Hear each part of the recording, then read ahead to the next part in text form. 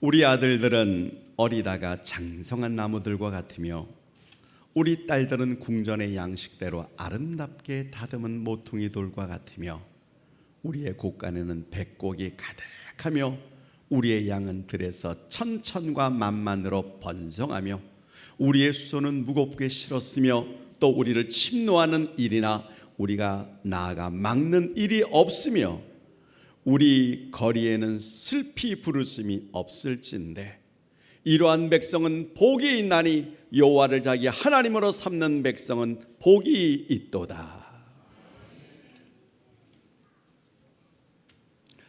하나님을 사랑하는 백성의 복이라는 제목의 말씀을 나누기를 원합니다.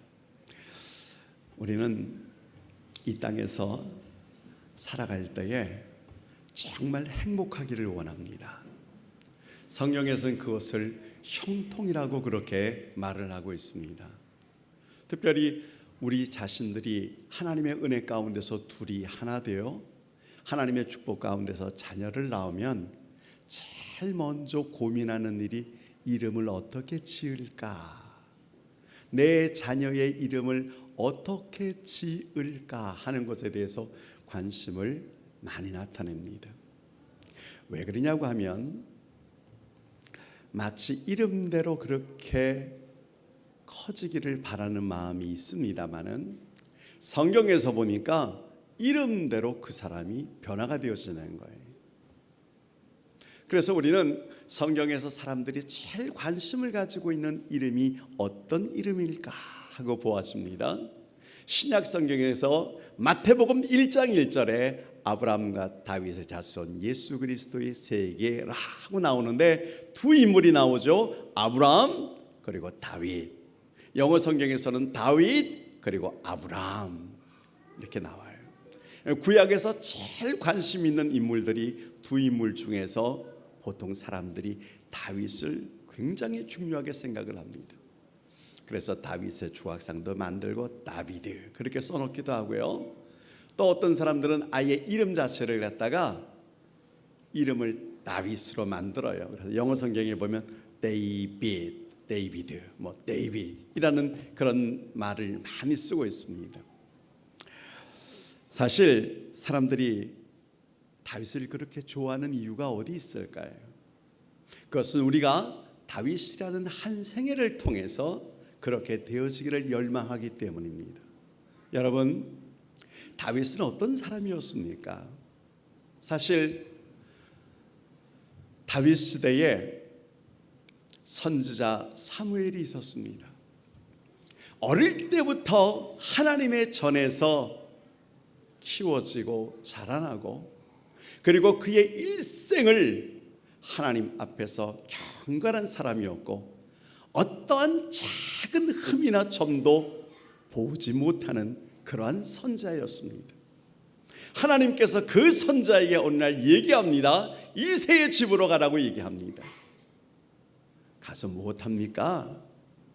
기름병을 들고 가서 이새의 한 아들들 가운데 내가 한 사람을 예선하였으니까 그에게 기름을 부어 이스라엘의 차기의 왕이 되도록 하라. 이것은 현재 사울이라고 하는 왕이 있는 상태에서 하나님이 일으키시는 비밀 작전이었습니다. 그래서 사무엘이 순종하는 마음으로 이새의 집으로 갑니다. 이새가 깜짝 놀랍니다. 어떻게 오셨습니까? 좋은 일로 왔습니다. 예배 드리려고 왔습니다. 그 예배가 끝나고 난 다음에 자기가 온 이유 그 목적을 설명합니다. 그리고 그 아들들이 쫙 있는데 첫 번째 아들을 딱 보는 순간 그 하나님 앞에서 흠없고 하나님 앞에서 조금 더 점이 없는 그 사무엘이 한눈에 너무 마음에 들었습니다. 차기에 하나님께서 이 땅의 대권의 주자로 삼으신 자가 바로 엘리압이구나, 큰아들이구나. 그래서 하나님 앞에서 기름 부음을 하려고 했는데 하나님의 음성이 갑자기 들립니다. 사무엘, 사무엘, 그에게 기름을 부으면 안 된다는 거예요. 아니 하나님, 제가 볼 때 이 땅에 정말 귀한 대통령감입니다. 하나님이 말씀하시기를 사람은 외모를 보지. 우리 시집 가기를 위해서 준비하고 장가 가기를 위해서 준비하는 우리 형제들, 혹 처음에 첫 시간, 첫 장소 만나면 무엇을 봅니까? 제가 우리 형제들에게 항상 말을 했습니다. 만나는 장소도 중요하다 그랬습니다. 그 장소가 음악이 있고 시끄럽고 먹고 마시는 자리에서 만났다 그러면 대화 자체가 변해요. 학교에서 만나는 거나 교회당에서 만나는 거나 만남이 완전히 변합니다. 장소가 그렇게 중요합니다. 그리고 둘이서 만나서 무엇을 제일 먼저 봅니까? 요즘 젊은이들은 뒤에 것은 안 보고 필이 꽂혀야 된다고, 내 마음속에 감동이 와야 된다고, 그래서 그걸 제일 중요하게 생각한다고. 그것이 사랑이 되어질 수 있고 사랑하지 않는 사람을 좋아할 리가 없지요. 근데 여러분, 키 작고 키 작은 사람들 죄송합니다. 저도 키가 좀 컸으면 아마 이 자리에 아니고 다른 자리에 있을지도 모르겠습니다. 머리 벗겨지고, 머리 벗겨지신 분들 죄송합니다. 저도 이제 자꾸 머리가 벗겨지는 나이가 돼가지고, 여러분, 정말 행색이 볼 때 볼품이 없는 사람을 보고 마음에 감동이 오는 경우가 있나요? 우리는 다 그럴듯하게 생겨야 됩니다. 그래서 가급적이면 얼굴도 한번 고치고 싶잖아요. 바꾸고 싶잖아요. 아무리 그것이 고통의 순간이고 돈이 많이 들어간다고 할지라도 할 수만 있으면 외모를 좀 더 아름답게, 더 멋지게 만들고 싶은 그런 마음이 없어요? 놀라운 사실은 사람은 외모를 봅니다. 사람은 키를 봅니다. 사람은 무엇을 하느냐 하는 것을 봅니다. 돈이 얼마나 많이 벌리느냐 하는 것을 봅니다. 장래에 어떤 사람이 되어질까 하는 것을 생각해서 봅니다. 사람은 외모를 봅니다. 그런데 하나님은 외모를 안 보신다는 거예요. 하나님은 마음 중심을 보신다는 거예요. 여러분, 마음 중심이 무엇입니까? 무엇이 중심입니까? 배꼽입니까? 가슴입니까? 그래서 하나님이 배꼽을 만드신 이유 그랬더니 어떤 분이 해석을 하기를 앞판 뒷판을 구분을 하기 위해서. 아니요. 하나님은 황인족이든지 백인족이든지, 한마디로 얼굴색이 검다고 할지라도 하나님은 외모를 보지 아니하시는 하나님. 하나님이 중심을 보시는데 그 중심이 무엇입니까? 사무엘에게 말합니다. 나는 중심을 보느니라. 그래서 첫째가 지나갑니다. 하나님이 아니라고 말합니다. 둘째가 지나갑니다. 하나님이 아니라고 말을 합니다. 셋째가 지나갈 때 삼마, 정말 여호와와 함께하는 이 자에게 기름 부음을 할 것 같은데 하나님은 아니라고 얘기합니다. 다 지나가게 만듭니다. 6번째, 7번째까지 다 지나가는데 하나님은 아니라고 말씀하시는 거예요. 그래서 사무엘이 물어봅니다. 아들이 또 있습니까? 예, 있긴 있습니다. 그런데 말째입니다. 마지막 막내입니다. 뭐 하고 있습니까? 들에서 양을 치고 있습니다. 여러분, 선자 사무엘이 온다고 할지라도 그 집에 초청하지 않았어요. 너는 가서 양 쳐라. 그런데 하나님이 보시는 눈은 달라요. 하나님은 중심을 보신다는 거예요. 여러분, 오늘 우리가 교회당에 있을 때는 욕하는 사람이 없잖아요. 오늘 이 자리에 와가지고 10원짜리 10원짜리 막 그러시겠어요? 하긴 어떤 분이 그런 얘기를 합니다. 아내 따라 남편이 교회당을 왔는데 예물 드린다는 걸 깜빡 잊고 있었는데 돈은 지갑에 있는 거예요. 그런데 그냥 우리 교회는 들어올 때 내지만 그 교회는 앞에서부터 예물을 받으니까 그냥 손에다 집어넣고 그리고 돈을 갖다가 자기 느낌의 마음대로 어떤 돈을 내려고 그랬을까요? 이번에 세배를 받는데 우리 큰 손녀가 이렇게 말을 합니다. 저는 5,000원짜리를 한 20-30장 준비를 했습니다. 왜냐하면 어린아이들은 장이 중요하지 색깔이 중요하지 않잖아요. 그래서 5,000원짜리를 딱 잡고 몇 장을 주려고 그랬더니 할아버지 저는 골드를 좋아해요. 그러더라고요. 그래서 어이가 없어가지고 한 25,000원 5장 정도나 혹 6장을 주면 내가 6장이다 그렇게 좋아할 줄 알았더니 골드를 좋아해요. 그래서 교육을 시켰나 이제 그런 마음을 가지고 있었는데 그러면서 줬어요. 그분이 꺼내면서 골드를 갖다가 2장이나 꺼낸 거예요. 자기 마음과 생각이 달라진 거예요. 근데 그거 집어넣고는 얼굴이 울그락불그락 하면서 나갈 때 부인에게 한마디 하면서 다시는 오지 않겠다고. 물론 그럴 수 있어요. 여러분 11조를 들으시는 분들도 있고 안 들으시는 분들도 있습니다. 어떤 분들은 생각하겠죠. 안 드린 것만큼 남는 것이다. 하나님의 생각은 다르다고요. 하나님이 중심을 보신다 그랬습니다. 중심이 뭐예요? 하나님이 다윗을 보셨어요. 들에서 양을 치고 있는 자식이에요. 그가 누워있을 수도 있습니다. 일어날 수도 있습니다. 양떼를 아침부터 새벽 이슬 내릴 때부터 한밤중까지 양의 우리를 지키고 있는 그를 하나님이 보시는 거예요. 때로는 혼자서 노래를 불러요. 하나님 앞에서 부르는 그 찬양을 하나님이 받으시는 거예요. 하나님의 마음에 감동이 오는 거예요. 때로는 악기를 부는데 그 악기를 하나님 앞에서 불고 있는 거예요. 그가 곰이 나타났을 때 무서워서 도망가지 아니하고 울맷돌로 그 곰을 치고 사자를 치는 그러한 일들을 하는 것을 하나님이 보셨어요. 중요한 것은 하나님의 눈에 띄었다라고 하는 것이었습니다. 하나님께서 그의 중심을 보셨어요.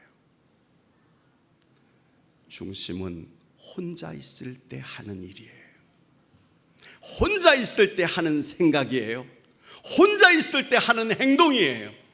아무도 보지 않는 바로 그곳, 하나님 앞에서 하는 그 일, 그게 바로 중심이에요. 교회당 앞에 눈이 오면 쌓아두려고 여막 칼슘을 갖다가 놨는데 어젯밤에 누가 4-5개를 들고 그냥 가버렸어요. 모르겠어요. 우리 교회 성도님이 만약에 목사님 각각 쓰려고 이렇게 했으면 제가 오해를 할 수도 있는데, 중요한 것은 우리 교회 CCTV가 있잖아요. 거기에 2개나 설치되어져 있거든요. 자기는 혼자서 밤중에 와가지고 싹 그것을 들고 갔다고 하지만 CCTV에 다 찍혀 있는 거예요. 갑자기 얼굴이 빨개지시는 분이, 여러분, 하나님께서 중심을 보신다는 얘기가 뭐냐면 홀로 있을 때의 그 생각, 혼자 있을 때의 그 마음, 행동, 아무도 모를 거야. 교회 다니는 사람도 뭐 다 그러는데 뭐, 여러분 무슨 말을 해도 괜찮아요. 하나님은 다윗을 양떼를 지키는 목자로 본 것이 아니었습니다. 그 양 한 마리 한 마리를 이스라엘의 백성으로 보았어요. 그 백성을 인도하고 있는 목자를 하나님은 왕으로 보신 거예요. 그래서 그에게 기름 부음을 허락하고, 그리고 그 목동이 드디어 하나님 앞에서 왕이 될 만한 기름 부음을 받으신 것이었습니다. 저는 오늘 이 본문을 보면서 이게 다윗의 시예요. 다윗이 사모하는 마음을 가졌어요. 하나님은 어떤 하나님이냐? 하나님은 복의 근원의 하나님. 하나님은 어떤 하나님이냐? 시편 전장을 통해서 그가 고백하는 하나님에 대해서 볼 수 있는데, 특별히 오늘 다윗이 이런 얘기를 했습니다. 오늘 저희들이 시편 144편 12절, 13절, 14절까지 읽었다가 15절에 있는 말씀이 핵심인데 다시 한번 보겠습니다. 15절. 이러한 백성은 복이 있나니, 복받기를 원합니다. 그런데 어떤 백성이요? 여호와를 자기 하나님으로 삼는 백성은 복이 있도다. 할렐루야. 여호와를 자기 하나님으로 삼는 백성. 우리 안사랑의 성도님들, 여호와를 자기 하나님으로 삼는 가정이 되시기를 주의 이름으로 축원합니다. 자녀가 되시기를 주의 이름으로 축원합니다. 하나님을 하나님에게 섬기는 나라, 하나님께서 그런 나라를 어떻게 여기시겠습니까? 어떤 축복을 주실까요? 12절을 보세요. 이렇게 말씀하십니다. 우리 아들들은 어리다가 장성한 나무들과 같으며, 저는 여기 아들들은 그래서 아주 어린 아이들로 봤더니 어떤 번역에는 청년이라고 되어져 있고, 아니면 청년이 되고자 하는 미소년으로 되어져 있는 거예요. 이런 아이들이 어리다가 장성한 나무 같으며 그랬어요. 장성한 나무. 시편 여러분 128편 딱 보면 거기에 3절에 이 나무가 기록되어져 있는데, 이 나무의 이름을 감람나무라 그러는 거예요. 흔한 것 같지만 심어놓으면 나중에 장대하게 나무가 멋지게 되어지고, 그늘 밑에 수많은 짐승들도 깃들이지만 나중에 이 감람나무에서 감람유를 갖다가 짜는 것입니다. 한마디로 쓸모있는, 하나님 앞에서 쓸모있는 자녀로 만들겠다. 하나님께서 말씀하십니다. 우리 딸들은 궁전의 양식대로 아름답게 다듬은 모퉁이 돌들과 같으며, 아름다운 기둥으로 해석을 하기도 하고, 정말 모든 건물을 다 만들고 난 다음에 돌 중에서 구별되어지는 돌, 그걸로 머릿돌을 만드는 그곳, 가장 으뜸의 자리, 가장 으뜸이 되어지는 기둥으로 하나님께서 아들과 딸을 사용하시겠다. 우리는 생각할 때 내 자식은 누구보다 공부 잘해야 돼, 튼튼해야 돼. 그래서 초, 중, 고, 대학원, 학위, 외국, 그 다음에 돌아와서 좋은 직장. 왜? 많은 물질. 남들이 1년 벌 것을 한 달에 벌 수 있는 그런 물질을 받는 자식이면 당당하지. 그런 자식이 결혼을 시킬 때는 아무나 시킬 수 없잖아. 그리고 그 둘을 결혼시키고, 그 다음에 어떻게 해요? 자식 낳으면 그 자식들 또 나처럼 키워서, 우리는 그 돈을 가지고, 여러분, 우리는 정말 별장도 사기를 원합니다. 물론 그 전에 집도 사고, 아파트에다가 자동차도 남들이 보면 보는 순간에, 내릴 때 보면 차에서 내릴 때 그 신발 하나, 드레스 하나만 봐도 그런 자식이 되어지면 얼마나 좋겠어. 하나님은 외모를 보지 않는다는 거예요. 그가 얼마나 많은 별장을 가지고 있는지, 그가 얼마나 외적인 능력을 가지고 있는지, 사회적인 명성을 가지고 있는지 하나님이 그가 안 보신다는 거예요. 나는 그것이 좋소이다. 제발 그렇게 되어지기를 원합니다. 하나님은 외적인 성공보다는 내면의 아름다움, 바로 그걸 본다는 거예요. 저는 우리 자녀들을 위해서 기도합니다. 우리 손자 손녀들을 위해서도 기도합니다. 근데 한 5년 이렇게 쭉 하다 보니까 손자 손녀들에 대한 기도가 달라졌어요. 처음에는 하나님, 저는 이렇게 있어도 우리 자녀들은 이렇게 생각을 했었거든요. 요즘 기도의 패턴이 달라졌어요. 그걸 말씀드릴 수는 없는데 한 기도문이 마음속에 떠올랐습니다. 이걸 제가 다 적었습니다. 이건 내 기도문이 아닙니다.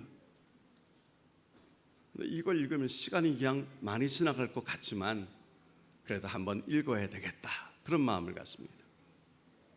오 주여, 이런 자녀가 되게 하여 주옵소서. 약할 때 자기가 누군지 분별할 수 있는 힘을 주시고, 두려울 때 자신감을 잃어버리지 않는 용기를 주시고, 정직한 패배에 대해서 부끄러워하지 않고 승리할 때 겸손하고 온유한 사람이 되게 하소서. 자신이 하늘에 책임질 줄 알고 하나님을 아는 사람이 되게 하시며, 여기에 자신의 굳건한 인생을 이루어가게 하소서. 우리 아이들 유행과 안락의 길로 인도하지 마시고, 폭풍의 속에서라도 일어설 줄 알고 패배한 자를 불쌍히 여길 줄 아는 사람이 되게 하소서. 그 마음은 늘 깨끗하고 목표는 높게 하시며, 남을 다스리기 전에 자신을 잘 다스리는 자가 되게 하시고, 기쁠 때는 함께 웃을 줄도 알고 슬플 때는 같이 울어줄 수 있는 사람이 되게 하소서. 미래를 지향하여 과거를 잊지 않는 사람이 되게 하시고, 거기에 유머를 알게 하시며, 인생을 엄숙하게 살면서 삶을 즐길 줄 아는 마음과, 자기 자신을 너무 드러내지 않는 겸손한 마음을 갖게 하소서. 그리고 참으로 위대한 것은 소박한 데 있다는 것과, 참된 지혜는 넓은 아량에서 솟아난다는 것과, 참된 힘은 너그러움에 있다는 것을 명심하게 하소서. 그래서 그의 아버지가 되는 저는 결코 인생을 헛되이 살지 않았다고 작은 소리로 속삭일 수 있게 하소서. 아멘. 여러분, 누구의 기도문인지 아세요? 한 10년 전에 우리 교회 달력할 때 기도문을 갖다가 붓글씨로 쓴 달력들이 있었는데, 거기에서 여러분들에게 이미 말씀한 그러한 부분입니다. 이분은 미국 사람입니다. 이분은 장군입니다.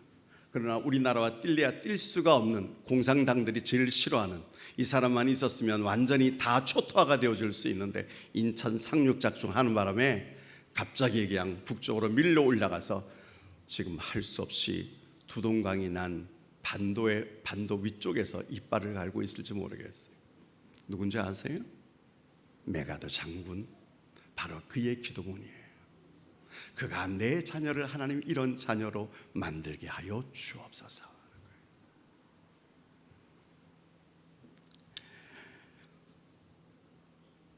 그래요.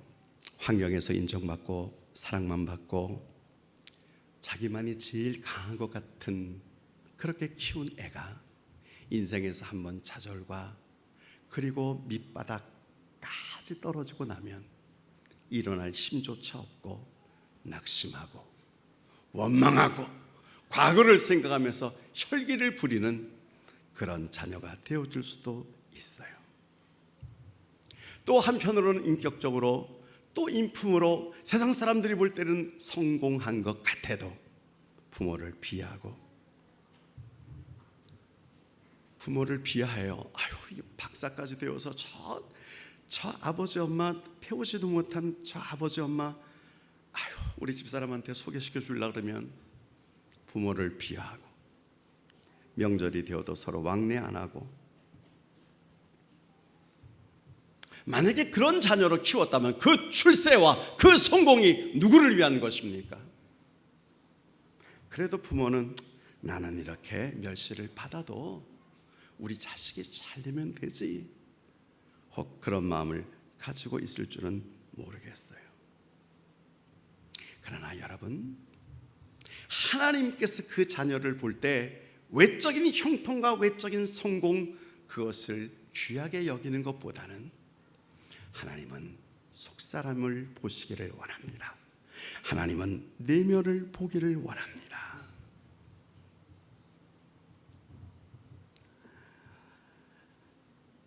오늘 현대인들이 자녀를 갖다가 사랑한다 그래요. 근데 정말 자녀 사랑하는 것이 대단합니다. 키워서 이 자식이 성공만 할 수 있다면 우리 부부가 기러기 부부가 되어줘서 좋아요. 정말로 자녀가 성공할 수 있는 길을 걸어간다면 부모가 자기의 행복을 갖다가 포기를 해도 좋다고 생각을 해요. 그러다가 반대로 오히려 열심히 지나쳐서 화가 되어지기도 합니다. 여러분, 저는 위에서 아직도 부모님을 모시고 있는 자식이지만 또 한편으로는 부모가 되어서 자녀를 바라보고 있을 때 제가 키운 방법이 온전하지 못하다는 것을 알았어요.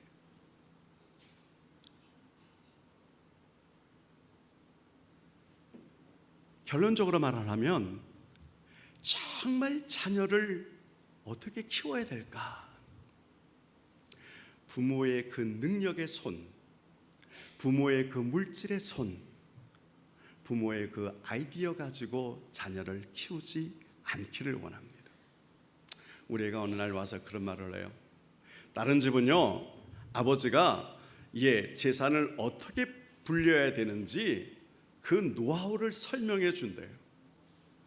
근데 저는 정말 그 부분에 대해서 할 말이 없었습니다. 그러나 잘 되기를 원합니다. 어떻게 하면 잘 될 수 있을까요? 부모가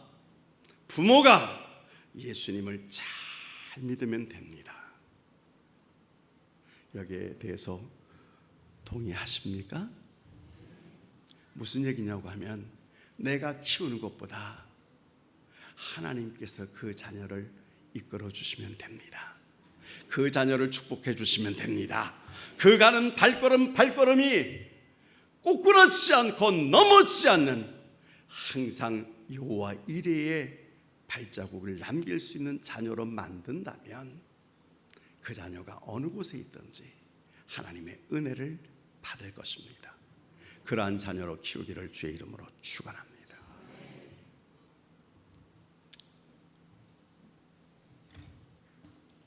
또 한 가지를 보면 하나님을 잘 섬길 때 하나님이 그 가정에 주는 복이 뭐냐고 하면은 13절과 14절의 축복을 주신대요. 어떻게 해요? 우리 곳간에는 백곡이 가득하며 우리의 양은 들에서 천천과 만만으로 번성하며 우리의 수소는 무겁게 실었으며 또 우리를 침노하는 일. 그래요. 제가 13절과 14절을 보니까 당시가 목축을 하는 시대예요. 농사하는 시대예요. 이 경제 중심이 전부 다 농사와 목축으로 이루어졌어요. 그래서 원하는 것은 풍년을 원하는 거예요. 곳간에 백곡이 가득하고, 요즘 말로 말을 하면 은행에 돈을 쌓아두고 꺼낼 수 없을 지경이 될 만큼 양은 들에서 천천과 만만. 왜 만만이 뭔지 아세요? 수를 세다가 만만이라고 하면 도무지 수를 셀 수 없을 만큼. 그래서 여러분,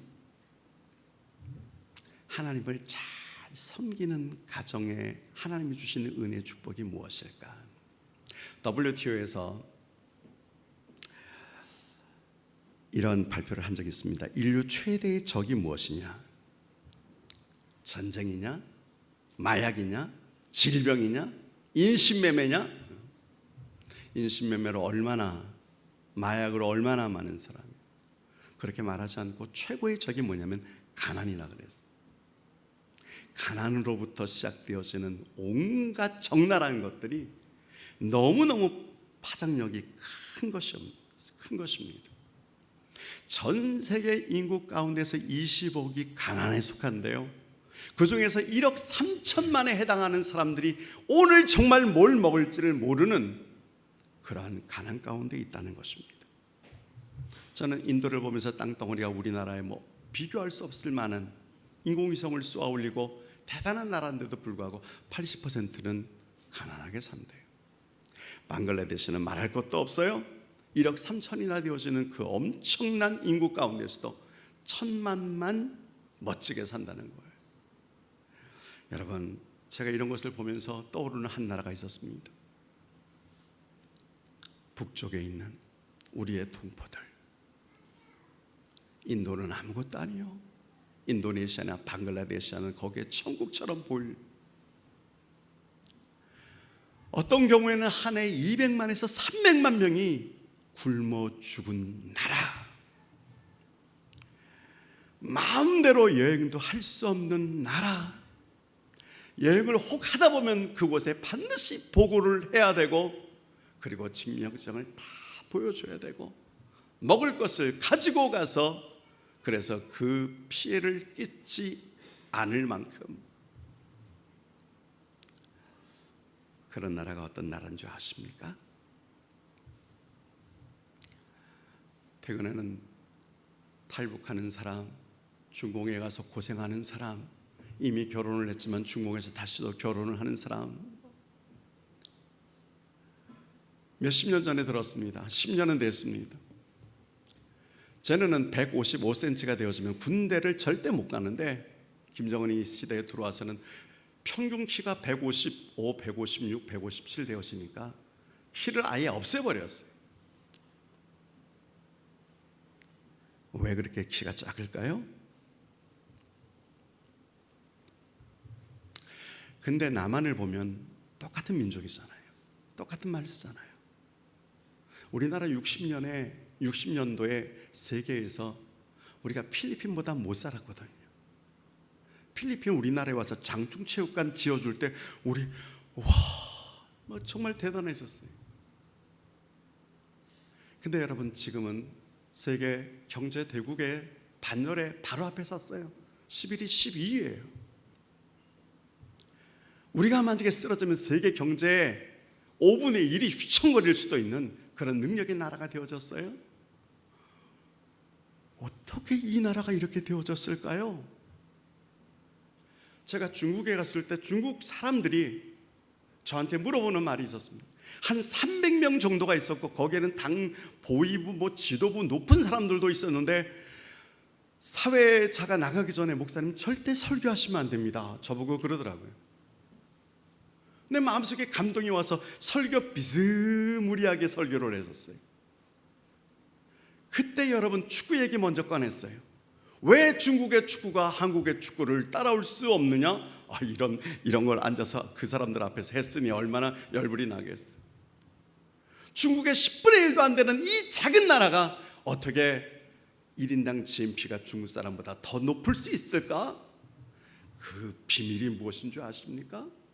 국가대표 선수들 가운데 신분에 전혀 나지 않고, 한국 사람들도 전혀 말하지 않고, 중국 사람들도 전혀 깨닫지 못하는, 중국이 계속해서 축구를 하면 질 수밖에 없는 이유가 뭔지 아세요? 저 그 얘기했어요. 11명의 대표 가운데 6명이 크리스찬입니다. 그게 비밀병기입니다.